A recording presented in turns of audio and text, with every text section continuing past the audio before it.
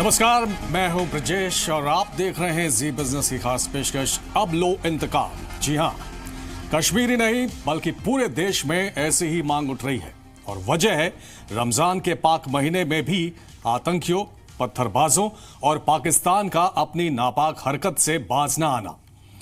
रमजान खत्म होते ही कश्मीर में ईद की नमाज के बाद सुरक्षा बलों पर जबरदस्त पत्थरबाजी हुई। नौशेरा में पाकिस्तानी गोलीबारी में एक जवान शहीद हो गया। बड़ी आतंकी घुसपैठ की तैयारी की रिपोर्टें आ रही हैं और आज ईद के दिन जब देश ने शहीद औरंगजेब को आखिरी विदाई दी तो सवाल यह है कि सरकार क्या सोच रही है। गृह मंत्री राजनाथ सिंह ने आज कहा कि वो सीजफायर के मुद्दे पर कल बोलेंगे।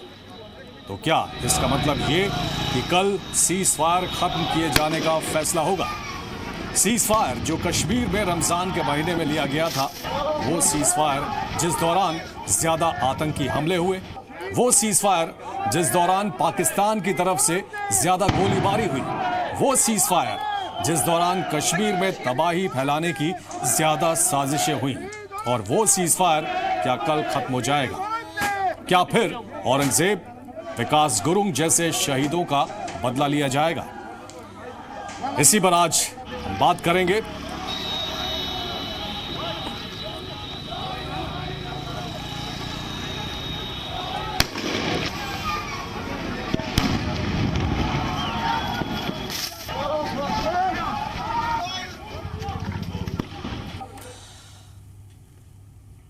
तो क्या अब इंतकाम का समय आ गया है? इसी पर हम बातचीत करेंगे, लेकिन उससे पहले एक शहीद के पिता क्या सोचते हैं, क्या कहते हैं, आइए पहले वो सुनते हैं। मुझे बहुत बड़ा दुख है। क्या तक कश्मीर इंसान को खा रही है, कश्मीर को किसी ने नहीं खाया। मैं अपने बेटे की बात नहीं कर रहा, इससे पहले भी हजारों बेटे वहां कुर्बान हो गए, मौत की गाड़ से उतारे गए, लेकिन बिना हथियार के उसको काटा गया। हथियार नहीं था, लड़के मर जाएगा, मुझे कोई दुख नहीं। मुझे दुख है चीज का। आज तक कश्मीर डिफेंस हाथ बढ़ाती है और स्टेट पीछे कर लेती है। मेरा कलेजा फट जा रहा। मैं नहीं पहुंच सकता, मैं खुद बदला लेने के लिए तैयार हूं, लेकिन लेकिन मैं आप जो है, मेरी आपसे ये रिक्वेस्ट है, ये आखिरी बात है।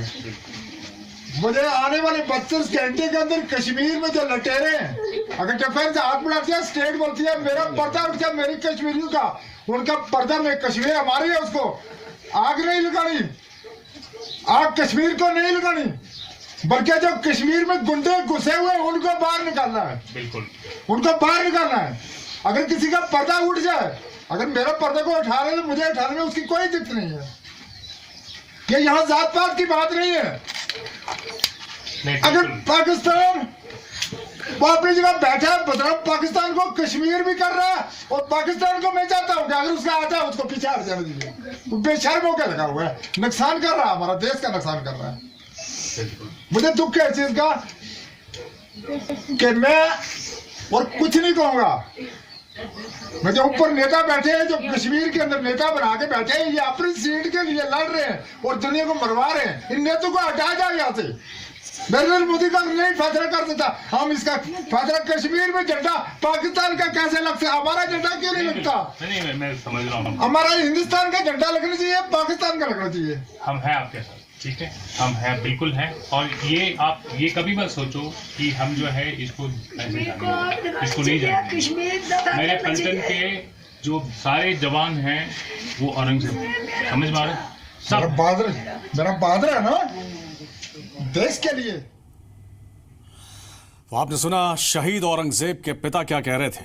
जो कश्मीर में गुंडे घुसे हुए हैं, उन्हें खोज खोज कर निकालना है और उन्हें मारना है, उन्हें बाहर भगाना है। अब आपको सुनवाते हैं औरंगजेब के भाई क्या कह रहे हैं।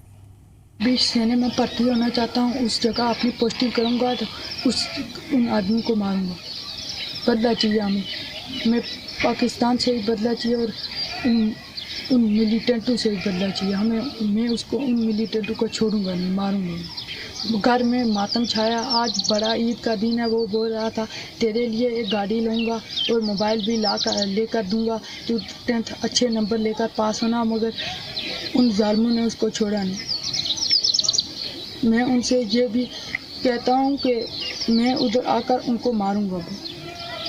सेना में भर्ती होकर उधर ही अपनी पोस्टिंग करूंगा, उसी जगह जिस जगह औरंगजेब भैया थे हमारे, उसी जगह उनको भी मारूंगा।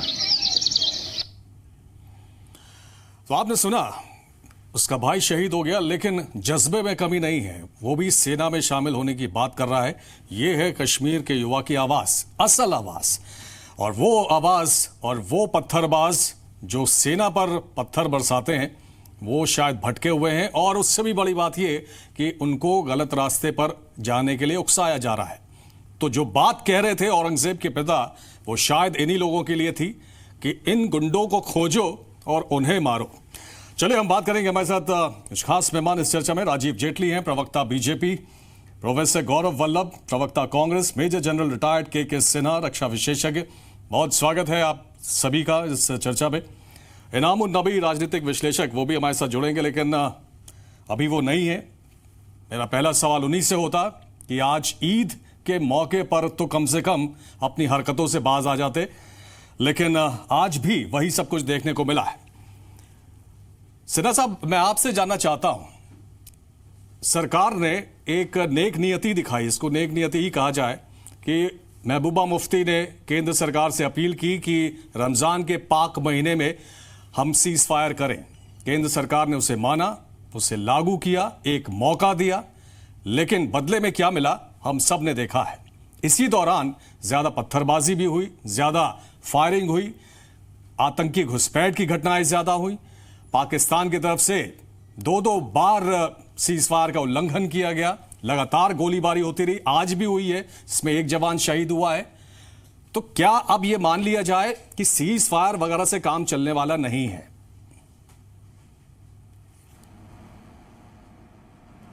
देखिए ब्रजेश जी, जो आपने बात कही, मैं आपसे बात से पूरी सहमत हूं। मैं आपको बताना चाहता हूं जमीनी हालात, हकीकत। ठीक है, ये फैसला हो गया और गवर्नमेंट ने एक ट्राई किया था, पर उसका परिणाम नहीं बताऊंगा, बस जमीनी हालात बता देता हूं। देखिए, आज के दिन में अक्रॉस जो है एलओसी के अक्रॉस, एनआईबी के अक्रॉस 500 से 600 आतंकवादी 11 लॉन्च पैड पे बैठे हैं अंदर आने के लिए। वो स्पेशलाइज्ड ट्रेनिंग की ले लिया है उन्होंने, और इसको जो वहाँ पर यूनाइटेड जिहाद काउंसिल चल रही है, पीओके के अंदर में इनकी ट्रेनिंग हुई है, हाईली ट्रेंड हैं। अब आ जाइए आप इंटरलैंड के अंदर में। इस दौरान जो हमने 1 महीने का जो सीज फायर किया था, ठीक है, एक प्रयोग किया गया था, इसमें क्या हुआ, 200 से 300 आतंकवादी जो कि पाकिस्तानी है या फॉरेन मिलिटेंट हैं, वो रीऑर्गेनाइज हो गए। इसके पहले जो हमने हालात में काबू पाया था, इनके पूरे लीडरशिप खराब हो गए थे, नेतृत्व का कमी हो गया था। ये थोड़ा सा रिकूप और री एडजस्ट और अपने को हो गए। इसकी मैं जमीनी हालात में जो बता रहा हूँ। और 200 से 300 जो होम लैंड टेररिस्ट हैं, वो इनके साथ जुड़ गए हैं। तो जमीनी हालात टोटल ये है। पथराव का ये हालत है कि बनिहाल से लेकर कल आया है, और अनंतनाग, पुलवामा, शोपियां, जो आपकी यात्रा सुन होने वाली है, सावन का महीना आने वाला है, इसके ऊपर में पथराव चल रहा है। ये है जमीनी हालात, इमीडिएट रिक्वायरमेंट। तो मैं आपके माध्यम से ये मैं पूरे देशवासियों को बताना चाहता हूं, ये एक बहुत बड़ा चैलेंज हो गया है। जो हो गया। अभी मान लीजिए आपको जो प्रोएक्टिव ऑपरेशंस करने का मौका मिलता है, तो जब तक आप, क्योंकि मोमेंटम ब्रेक हो चुकी है, मोमेंटम एक मिलिट्री सिक्योरिटी सिचुएशन में बहुत अहमियत रखने वाली है। ठीक है, हम जमीन पे रहे हैं, तो अभी आपको बहुत, जितना हम जोर लगाए थे उसके कई गुना ज्यादा जोर लगा करके आपको सिचुएशन को पहले तो कंट्रोल करना, सिक्योरिटी सिचुएशन, क्योंकि आने वाले जो 28 जून से यात्रा शुरू है, सबसे बड़ा खतरा वहां इमीडिएट जी।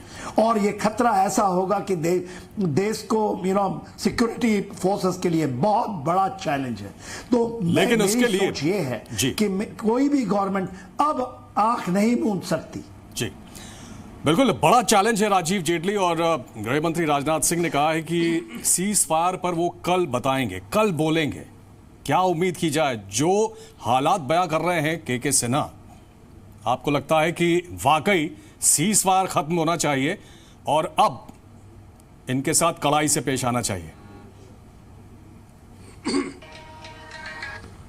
देखिए, मैं इसकी शुरुआत बहुत गंभीरता के साथ करना चाहता हूं। मैं एक बात साथ में रखना चाहता हूं कि हमने जो रमज़ान पे सीज़ फायर का ऐलान किया था, वो शायद औरंगजेब और उनका परिवार और औरंगजेब जैसे देशभक्त और उनके परिवार और जो कश्मीर के नागरिक हैं जो वहाँ शांति चाहते हैं, ये उनके लिए था।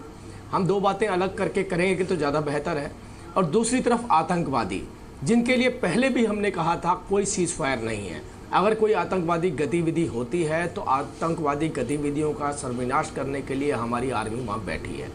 सीज़ फायर एक प्रक्रिया थी रमज़ान के मुबारक मौके पर करने के लिए, आम नागरिक के लिए, वहाँ के युवा के लिए जो वहाँ शांति चाहते हैं। लेकिन अब जो हालात, अभी जैसा के सिन्हा साहब ने बताया, कि जो हमारा उद्देश्य है, उद्देश्य केवल एक है कि आतंकवाद को जड़ से उखाड़ फेंकना। और आतंकवाद को जड़ से उखाड़ फेंकने पे कहीं ना कहीं के सिन्हा साहब ने अभी अपनी सहमति भी जताई कि जो ऑपरेशन चल रहे थे उससे पूरी तरह से आतंकवादी बौखलाए थे, जो रीग्रुप हो गए एज पर मिस्टर के सिन्हा। हमें कहना चाहते हैं कि उस रमज़ान के मुबारक मौके पर भी आतंकवादियों को रीग्रुप नहीं होने दिया, उनको एलिमिनेट किया गया, उनका खात्मा किया गया, इनकाउंटर में उन्हें मारा गया। लेकिन अब आने वाले वक्त में एक एक खून के एक एक कतरे का बदला लिया जाएगा। औरंगजेब जैसे देशभक्त के ऊपर जो कायराना हरकत करी है, उसका हिसाब भी चुकता हमारी सरकार ने करना है और हम इस बात के लिए प्रतिबद्ध हैं। हमारे चाहे कितने भी डिफेंस एक्सपर्ट बैठे या कोई व्यक्ति ऐसा हो जो कश्मीर से जुड़ा हो, वो ये बात जानता है कि हम कश्मीर के अंदर आतंकवाद के खिलाफ जो लड़ाई लड़ रहे हैं वो कितनी मजबूती से लड़ रहे हैं। ऑपरेशन ऑल आउट में हमने आतंकवादियों को गाजर मूली की तरह काटा है और आगे भी आने वाले वक्त में देखेंगे कि आतंकवाद को जड़ से उखाड़ के फेंकना है। लेकिन जो मकसद था ना राजीव जेटली, वो रूट ही हमने खत्म कर रहे हैं। जो जिस मकसद से ये सीज फायर किया गया था, वो मकसद क्या वाकई अचीव हुआ है? प्रोफेसर गौरव वल्लभ, आपसे जानना चाहेंगे, आपको लगता है कि जिस मकसद से ये सब कुछ किया गया था वो अचीव हो पाया है? देखिए, बदकिस्मती से पिछले 4 साल में कश्मीर के प्रति हमारी सरकार की कोई पॉलिसी नहीं है और उसी का खामियाजा आज हमारे जो जवान हैं वो भुगत रहे हैं। क्यों भुगत रहे हैं? हमारे रक्षा विशेषज्ञ ने बोला कि सबसे महत्वपूर्ण चीज़ है मोमेंटम। अब आप एक तरफ तो साड़ी शॉल की राजनीति कर लेते हो, डिप्लोमेसी कर लेते हो, बिरयानी की डिप्लोमेसी कर लेते हो, आप पाकिस्तान की खुफिया एजेंसी के लोगों को हमारे जो संवेदनशील जगह हैं वहाँ का मुआयना करवा देते हो। दूसरी तरफ आप यहाँ पर जो 1000 से ज़्यादा लोगों के पत्थरबाजों के खिलाफ FIR थी उसको आप रद्द कर देते हो। होना चाहिए था या नहीं? आप ऑल पार्टी डिसीजन लिया गया था, सरकार है। अब ये भैया बोलने दीजिए, या तो बोलने दीजिए। आप इतना गुस्सा क्यों करते हो? सुनिए ना, 378 जवान मरवा दिए, होना चाहिए था या नहीं? 378 जवानों की शहादत करवा दी। आपको कुछ पता ही नहीं है। 500 गुना से ज्यादा आपका सीज फायर हो गया। कश्मीर में कुछ और बोलते हैं और यहाँ पर बैठकर कुछ और बोलते हैं। कम से कम इतना तो बता दे कि होना चाहिए था या नहीं। ठीक है, इनसे सुन लीजिए, मैं नहीं बोलता। राजीव जेटली, एक मिनट सुनिए, उसके बाद इनामुन नबी भी मेरे साथ जुड़ गए, उनके बाद मैं जाऊंगा। या तो नहीं, गौरव बोलिए आप। पूरा गौरव बोलिए बोलिए।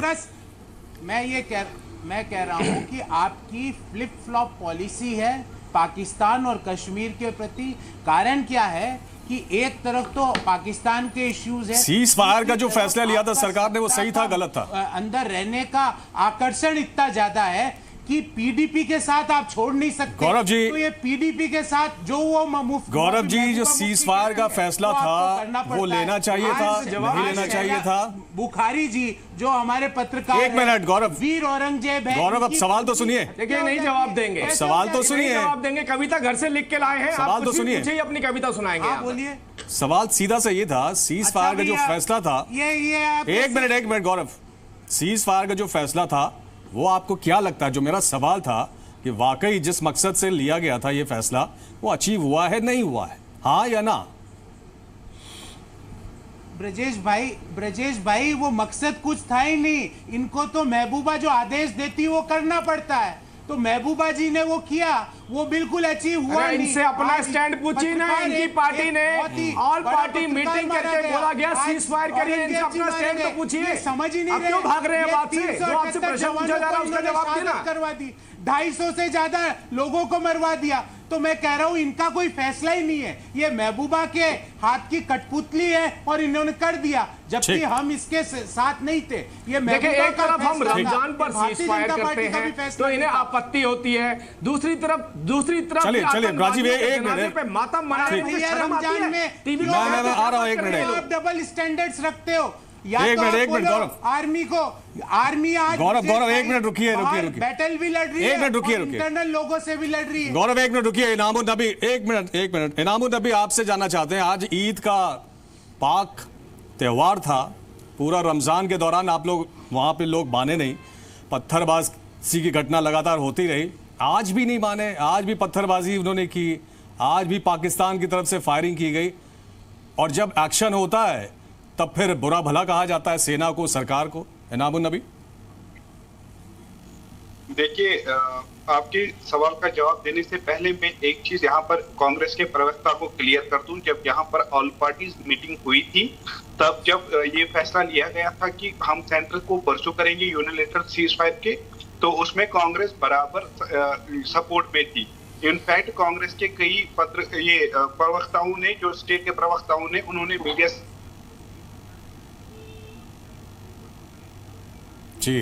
निकल के सामने ये दोहरापन कब जाएगा, वहां बैठे, जहां तो कुछ और कहते, वहां कुछ और कहते आते। इसी तरह जब लास्ट टाइम नौहट्टा में किलिंग हुई थी, यहाँ कंडेमनेशन किया, वहां कहते थे फौज के पास और क्या चाह रहा था। थोड़े इस बात को, ये तो इनकी हिपोक्रेटिक कैरेक्टर है ही।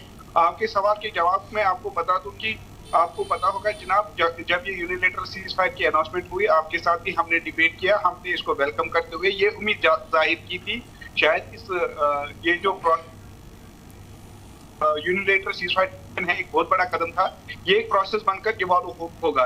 लेकिन हमने ये देखा कि ये प्रोसेस नहीं बल्कि एक पॉलिटिकल गिमिक और टूल की तरह स्टेट गवर्नमेंट की तरह से पेश किया गया, और उसमें काफी खामियां थी जिनको रिमूव करके हम इसको प्रोसेस बना सकते थे और वहीं से एक शुरुआत कर सकते थे। बदकिस्मती से वो हुआ नहीं। आज भी हमारे पास डायलॉग के बगैर कोई और चारा है नहीं। ठीक है, सरकार तो कह रही है, राजनाथ सिंह तो अभी भी गए थे कश्मीर, अभी भी वो प्रस्ताव देकर आए कि हम बातचीत के लिए तैयार हैं, लेकिन हुर्रियत की तरफ से ये कहा जा रहा है कि एक तरफ आप एनआईए को लेकर केस चला रहे हैं, हमारे लोगों को आपने पकड़ रखा है, दूसरी तरफ आप बातचीत की बात कर रहे हैं। सरकार कहती है गोली और बातचीत साथ नहीं चलेगी, पाकिस्तान का साथ आप छोड़ो, वहां से कोई आता है हाई कमिश्नर तो आप लोग मिलने के लिए जाते हैं, तो इससे विश्वास नहीं पैदा होता है ना इनाम, इसीलिए बातचीत नहीं होती है। नहीं, हुर्रियत वालों को बोलने से पहले आप बीजेपी के प्रवक्ता से पूछिए, क्या इलेक्शन के जीतने के टाइम इन्होंने हिंदुस्तान और पाकिस्तान का शुक्रिया अदा नहीं किया? नंबर एक। नंबर दो, इन्होंने तो खुद, बीजेपी ने खुद एजेंडा ऑफ अलायंस में ये मेंशन किया है जब इन्होंने यहाँ पर हुकूमत बना ली कि पाकिस्तान और हुर्रियत स्टेक होल्डर है। अब अगर हुर्रियत वाले पाकिस्तान से बात करते या आप पाकिस्तान से बात करते, इसमें कोई प्रॉब्लम है ही नहीं, जबकि ये खुद मानते हैं कि पाकिस्तान स्टेक होल्डर है। या ये वो कहे कि आज ये सही बोल रहे तब वो गलत था, या ये कहे तब वो गलत था, आज ये सही है, दोनों सही है और दोनों गलत नहीं ना हो सकते। ठीक है, ठीक है इनाम, आपने कांग्रेस बीजेपी दोनों पे सवाल खड़ा किया है। गौरव पहले आप जवाब दीजिए। इनाम साफ तौर पे कह रहे हैं कि कांग्रेस हिपोक्रेट है, यहां पे कुछ कहती है वहां पे कुछ कहती है। नहीं, मैं आप नहीं ब्रजेश जी, मैं बताऊं, आप ये बताइए, पिछले 5 महीने में 1000 से ज्यादा उल्लंघन हुआ सीज फायर का पाकिस्तान के द्वारा। ये मैं नहीं कह रहा हूं, ये विदेश मंत्रालय की वेबसाइट पे लिखा हुआ है। पिछले 4 सालों में सीज फायर का उल्लंघन 500 गुना ज्यादा हो गया उसके पिछले 5 सालों के कंपैरिजन में। तो ये क्यों हो रहा है? क्यों शुजात बुखारी और वीर हमारे औरंगजेब जैसे लोगों की इस तरह से हत्या कर दी जाती? क्यों ऐसा हो रहा है? क्योंकि गवर्नमेंट अपनी पॉलिसी में, सरकार, केंद्र सरकार और पीडीपी के साथ जो उनका अलायंस है, उनके साथ में उनके डबल स्टैंडर्ड्स है।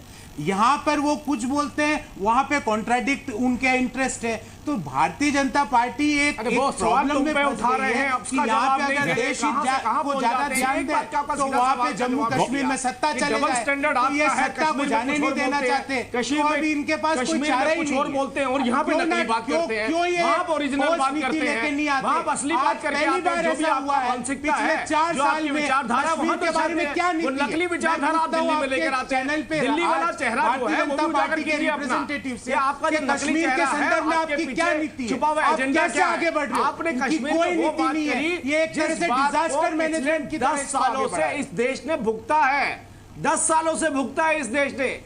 अब ये गौरव ठीक है गौरव, आतंकवादी जवाब देने लगते हैं। 378 लोगों जो वीर जवान मारे गए उसका दोषी कौन है? आज जवान हमारे सैनिक आप बैटल पे वहां पे बॉर्डर पे भी लड़ रहे हैं और इंटरनल भी लड़ रहे हैं। इंटरनल पत्थरबाजों को FIR लॉन्च होती है वो आप हटा देते हो क्योंकि महबूबा सरकार को वहां कुछ और मिलती है और आप सिर्फ जुमले कहते हो, एक के बदले 40 सर, दिल्ली में आ गए 40 सर। मैं पूछता हूँ आपसे, और अब दिक्कत जानते हैं आप लोगों के साथ क्या है? एक मिनट, ठीक है राजीव मैं आ रहा हूँ आपके पास, उनके धब्बे हैं, मैं आ रहा हूँ आपके पास। गौरव, दिक्कत क्या है कि जब सेना कड़ाई करती है तब भी आप लोग ऐसी बात करते हैं। जब जनरल रावत ने बात की कि अगर गड़बड़ हुई तो गोली चलेगी, और जब गोली चलेगी तो उसमें कांग्रेस ने हल्ला मचाना शुरू कर दिया, ह्यूमन राइट्स के उल्लंघन की बात शुरू कर दी। पॉलिसी के साथ क्यों नहीं आगे बढ़ते, क्यों फ्लिप फ्लॉप के साथ आगे बढ़ते हो? नहीं, किस पॉलिसी की बात कर रहे हैं आप? आपकी क्या पॉलिसी, मैं इनसे पूछता हूं, आपकी कश्मीर के संदर्भ में आपकी क्या नीति है? आप एक तरफ तो सॉल और साड़ी करते हो, दूसरी तरफ सीज़फायर या इंटरनल करते हो, तीसरी तरफ ठीक है राजीव जेटली जवाब दे रहे हैं। राजीव जेटली करना चाहते हो ना, आप बैटल पे लड़ाई करना चाहते हो। राजीव जेटली जवाब दे रहे हैं। राजीव जेटली, बिल्कुल स्पष्ट नीति है। पहली नीति हमारी ये है आतंकवाद को जड़ से उखाड़ फेंकना। दूसरी नीति हमारी ये है कि कश्मीर में किसी भी तरीके वो तो से हुआ नहीं, 378 सैनिक शहीद हो गए, 250 सिविलियन मारे गए। तीसरी तरफ सुनिए मेरी बात, गौरव अपना इतिहास भी देख लिया करिए कभी बोलने से पहले। यार सुन लीजिए अब आप, गौरव अपना इतिहास भी देख लिया करिए। ये समस्या कब से चली आ रही है हम सबको मालूम है। एक मिनट बात पूरी होने दीजिए राजीव की। डाटा हो तो बताइए गौरव, राजीव की बात होने दीजिए पूरी। आपकी है, एक मिनट, किसकी देन है? राजीव, आपकी भूख की देन है, आप लोगों की भूख की देन है, सत्ता की भूख की देन है कश्मीर। अब मैं केवल ये बोलना चाहता हूं, बिल्कुल स्पष्ट नीति है, किसी भी तरीके से आतंकवादी गतिविधियों को कश्मीर से लेकर कन्याकुमारी तक पनपने नहीं देना। पहली नीति, जिसके ऊपर आपकी सरकार ने 10 साल तक कोशिश करी, हर बम ब्लास्ट, हर आतंकवादी गतिविधि पे, बजाय उसके कि आतंकवादियों को पकड़ते, चिदंबरम साहब 10 साल कहते रहे इसको हिंदू आतंकवाद डिक्लेयर करें, इसे हिंदू आतंकवाद डिक्लेयर करें, एक बार भी आतंकवादी गतिविधियों पे आपने कोई काम नहीं किया। ठीक है राजीव, मुझे पूरी तरीके से एक मिनट गौरव, राजीव एक मिनट, मेरा के सिन्हा जी का एक रिएक्शन चाहिए। सिन्हा साहब, मुझे एक चीज समझाइए, क्या किसी तरह का कोई कंफ्यूजन है सरकार में?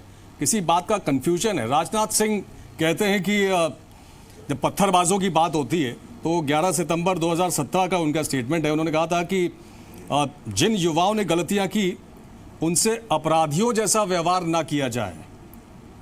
फरवरी 2018 में महबूबा मुफ्ती ने पत्थरबाजों को माफी पैकेज दे दिया। 9,730 पत्थरबाजों से केस वापस लेने का फैसला हुआ।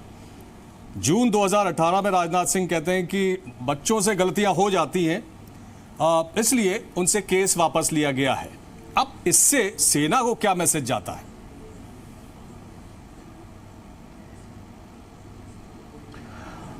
देखिए ब्रजेश जी, आपने बहुत डीप सवाल पूछे हैं तो मेरे को समझाने दीजिए। देखिए, जो present government of the day है, इन्होंने एक पॉलिसी बनाई जिसको आप डोवाल डॉक्ट्रिन कह दें, वाजपेयी नंबर 2 डॉक्ट्रिन कह दें, मैं समझाने की चेष्टा करता हूं। सबसे पहले आप देखिए, जब हम लोगों ने जो 2014 में ये सरकार आई तो उन्होंने एक पॉलिसी लिया कि शायद पाकिस्तान को इंगेज करेंगे, बात करके हम सॉल्व करेंगे। 2 साल तक तो यही बात चलती रही, प्रधानमंत्री चले गए, कोई प्रॉब्लम नहीं, एब्सोल्युटली करेक्ट पॉलिसी था। मगर ये ऑलरेडी इनैक्ट हुआ था 2002 में और 2001 के दौरान, वाजपेयी जब गवर्नमेंट में थे।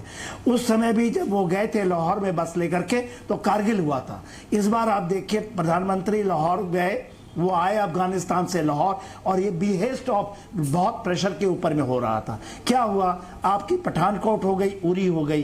फिर हम लोगों ने सर्जिकल स्ट्राइक किया, पाकिस्तान को ये मैसेज दिया कि हम सर्जिकल स्ट्राइक करेंगे। फिर हमने लगा दिया कि हम पाकिस्तान को ब्रेक करेंगे, बलूचिस्तान की बात करना शुरू कर दिया हम लोगों ने। उन्होंने कुलभूषण यादव को ले आए, उसके बाद पूरे चेंज हो गए। हम लोग चेंज कह गए कि नहीं, गोली से न गाली से गले लगा, एब्सोल्युटली करेक्ट पॉलिसी। यदि मैं ये कहता हूं कि ये एक पॉलिसी के तहत काम हो रही है, तो हम लोगों ने कहा ऑल आउट, क्योंकि 2016 में इतना सिचुएशन खराब हो गया था कि लोगों को पाकिस्तान ने एक नैरेटिव चलाया कि एक लास्ट धक्का देना है पूरे के पूरे, क्योंकि अभी जनता स्ट्रीट पे आ चुकी है और आजादी बहुत नजदीक है जी। आजादी का नारा दिल्ली तक पहुंच गया और वो उन्होंने लगा, फिर हमने ऑल आउट कर दिया। ऑल आउट ऑपरेशंस में सफलताएं मिली हैं, हमें थोड़ा समय मेरे अनुसार देना चाहिए था। बहुत सर, सरकार की अपनी रीडिंग होती है, उनके पास भी पंडित हैं, ठीक है, हमने ये फैसला लिया। मेरे पास आज समय बहुत कम है, इसलिए बहुत संक्षेप में सॉल्यूशन मुझे बताइए। बहुत जल्दी से मैं चारों लोगों से यही सवाल करूंगा, सॉल्यूशन क्या होना चाहिए बहुत संक्षेप में। देखिए, अभी हमें बहुत टफ तरीके से आना होगा, सिक्योरिटी सिचुएशन को कंट्रोल करना पड़ेगा, उसके बाद जो करना चाहते हैं आप करिए। पहले सिक्योरिटी एमनेस्टी देने का समय नहीं है, सिक्योरिटी प्राथमिकता, उसके बाद क्या आईडी वहां पर। ठीक है, राजीव जेटली बहुत जल्दी से यात्रा शुरू होने वाली है, बहुत जल्दी से को उड़ाया जाएगा। ये सिक्योरिटी सिचुएशन है, कैजुअल्टी होंगे। ठीक है सिन्हा साहब, ठीक है सिन्हा साहब, 1 मिनट। राजीव जेटली, उसके बाद गौरव। मैं जेटली साहब उसको करेंगे डिफेंड, बहुत जल्दी से सर, बहुत जल्दी से करिए, बहुत जल्दी से। राजीव सिचुएशन को समझने की चेष्टा कीजिए। राजीव, मैं केवल ये बोलना चाहता हूं कि हाँ, कश्मीर के अंदर जो युवा, कश्मीर का नौजवान, बुजुर्ग, माताएं, बहनें, सब इस देश की नागरिक हैं, भारत के नागरिक हैं। और कोई किसी भी तरीके से, मैं बार बार उनको एक ही नाम देता हूं, आवारा कुत्ते जो बाहर के देशों से आते हैं, उनका जो इलाज करना हमें करना और समन्वय बना के चलना है। इस देश के नागरिक को उसको उसके ट्रैक पे लेके आना है। ठीक है राजीव, देशभक्ति की भावना के साथ जोड़ना है। आज औरंगजेब के पिता, औरंगजेब के परिवार ने इस बात का सबूत दिया। ठीक है राजीव, कश्मीर में रहने वाला व्यक्ति राजीव, ठीक है गौरव, इस तरीके के। गौरव, बिल्कुल, मेरा यही सुझाव है कि पाकिस्तान और कश्मीर के प्रति एक ठोस नीति है, वॉलेटिलिटी को खत्म करें, फ्लक्चुएशन को खत्म करें और पाकिस्तान को अंतर्राष्ट्रीय मानचित्र पर अलग थलग पटके, क्योंकि हो क्या रहा है, रशिया आज पहली बार पाकिस्तान को डिफेंस ठीक है गौरव, वहां पे बड़े इन्वेस्टमेंट कर रहा है। गौरव, तो उस ठीक है गौरव, एक आखिरी क्वेश्चन इनाम से, नीति के साथ आगे बढ़ो। ओके, कश्मीर जल रहा है। ओके गौरव, इनाम आखिरी सवाल। राजनाथ सिंह ने बातचीत का प्रस्ताव दिया है, हुर्रियत स्वीकार करेगी? हेलो, हाँ इनाम सुन पा रहे हैं आप हमें? बिल्कुल जनाब, हम चाहते हैं कि डायलॉग होना चाहिए। ये जो मारकाट है, चाहे फौजी मरे, सिविलियन मरे, मिलिटेंट मरे, मरता तो इंसान है। We want to stop the cycle of death and destruction। हम अमन के ख्वाह हैं, अमन पसंद लोग हैं। हम चाहेंगे जो राजनाथ सिंह जी की पहल है उसमें और पेशरफ्त हो, वो प्रोसेस की तरह इवॉल्व हो, डायलॉग स्टेक होल्डर्स के साथ। ठीक है, चलिए ये अच्छी बात है। खून खराबा खत्म करने की बात हो रही है, बातचीत के लिए बात हो रही है। और उससे भी बड़ी बात यह है कि कश्मीर पर ठोस नीति की बात करने वाली कांग्रेस, उसको बीजेपी के फैसलों के साथ आना पड़ेगा, क्योंकि कश्मीर सियासी मसला नहीं होना चाहिए, ये देश की बात है। फिलहाल बहुत शुक्रिया, बहुत धन्यवाद आप सभी मेहमानों का इस चर्चा में हमारे साथ जुड़ने के लिए। स्टार पेशकश में नमस्कार।